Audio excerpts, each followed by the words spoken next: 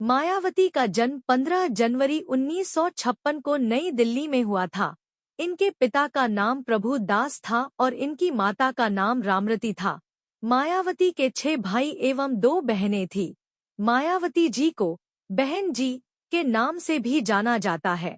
इनके पिता इनको कलेक्टर बनाना चाहते थे, लेकिन बेटा बेटी सोच के कारण प्रभु दास ने अपने बेटों को पब्लिक स्कूल में और मायावती को सरकारी स्कूल में पढ़ने के लिए, जहां पर बच्चियों को मुफ्त शिक्षा का इंतजाम था।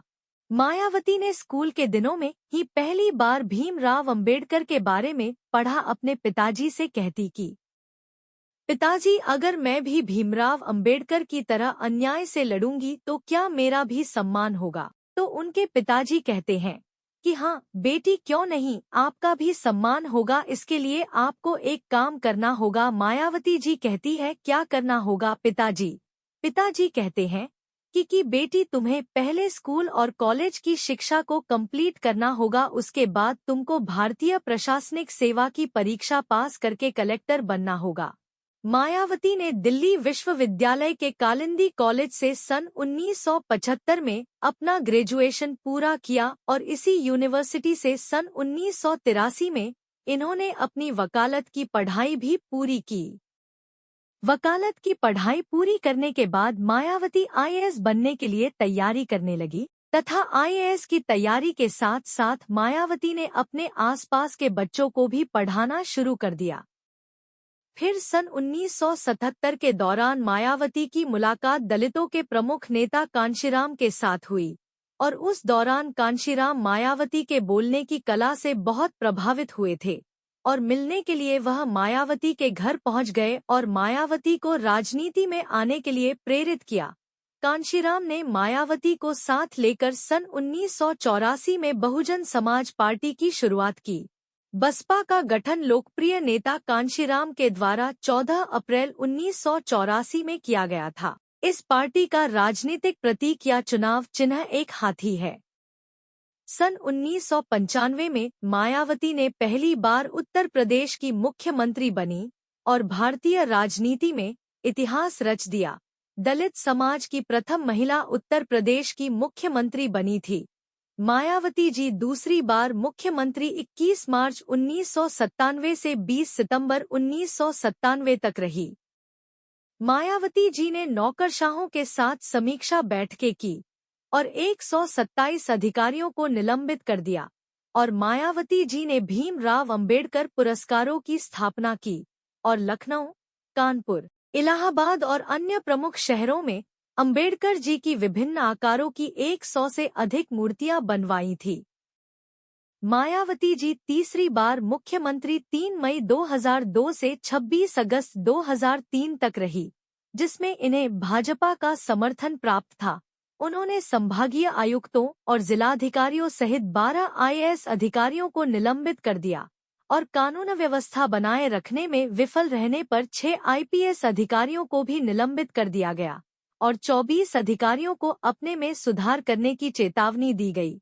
मायावती जी ने 511 एकड़ में गौतम बुद्ध विश्वविद्यालय की शुरुआत की और इन्होंने किंग जॉर्ज मेडिकल यूनिवर्सिटी का नाम बदलकर छत्रपति शाहूजी महाराज मेडिकल यूनिवर्सिटी कर दिया और इन्होंने कुछ प्रशासनिक प्रभागों में समीक्षा के बाद 3 वरिष्ठ अधिकारियों को भी निलंबित कर दिया। मायावती जी चौथी बार मुख्यमंत्री 2007 से 2012 तक रही। इस बार इनकी सरकार पूर्ण बहुमत से बनी थी। उत्तर प्रदेश के मायावती एकमात्र महिला है जो यूपी में 4 बार मुख्यमंत्री के पद पर रही है। डॉ भीमराव अंबेडकर का जन्म महार जाति में 14 अप्रैल सन 1891 ईस्वी में मध्य प्रदेश इंदौर के महू छावनी में हुआ था। वह अपने माता पिता की 14वीं संतान थे। भीमराव अंबेडकर के पिता का नाम रामजी मोलाजी सकपाल था, जो एक सेना में सूबेदार थे, एवं इनकी माता का नाम भीमा बाई था। सन 1896 ईस्वी में इनकी माता का देहांत हो गया था, तब ये 5 वर्ष के थे। जब भीमराव का एडमिशन एक स्कूल में करवाया गया तो उन्हें अछूत जाति कहकर स्कूल के एक कोने में बिठाया जाता था। भीमराव ने ठान लिया कि वह अपनी शिक्षा को जारी रखेंगे और इस कुरीति के लिए लड़ेंगे। बाबा साहब का विवाह सन 1906 ईस्वी में रमाबाई के साथ हो गया। बाबा साहब ने मैट्रिक परीक्षा सन 1907 में पास किया एवं गायकवाड़ के महाराज ने भीमराव अंबेडकर को पढ़ने के लिए कोलंबिया विश्वविद्यालय न्यूयॉर्क अमेरिका भेजा। यहाँ पढ़ाई कंप्लीट होने के बाद इन्होंने बैरिस्टर के अध्ययन के लिए बाबा साहब 11 नवंबर 1917 को लंदन आ गए तथा उसके बाद बड़ौदा के महाराजा ने बाबा साहेब को अपने यहाँ सैन्य सचिव पद पर रख लिया, लेकिन छुआछात के कारण बाबा साहब ने सैन्य सचिव पद इस्तीफा दे दिया और इन्होंने संकल्प लिया कि जब तक इस अछूत समाज की कठिनाइयों को समाप्त न कर दूं, तब तक चैन से नहीं बैठूंगा। बाबा साहेब सन 1923 ईस्वी में वकील बन गए और मुंबई के हाई कोर्ट से वकालत करना शुरू कर दी और डॉ भीमराव अंबेडकर ने अपने अनुयायियों को संदेश दिया कि शिक्षित बनो, संघर्ष करो, संगठित रहो। डॉ भीमराव अंबेडकर ने एक पत्रिका निकाली जिसका नाम मूक नायक पत्रिका थी तथा बाबा साहब ने बहिष्कृत भारत का प्रकाशन 3 अप्रैल सन 1927 में आरंभ किया तथा उसके बाद बाबा साहेब लॉ कॉलेज के सन 1928 ईस्वी में प्रोफेसर बने तथा उसके पश्चात सन 1928 में बाबा साहेब मुंबई में साइमन कमीशन के सदस्य बने।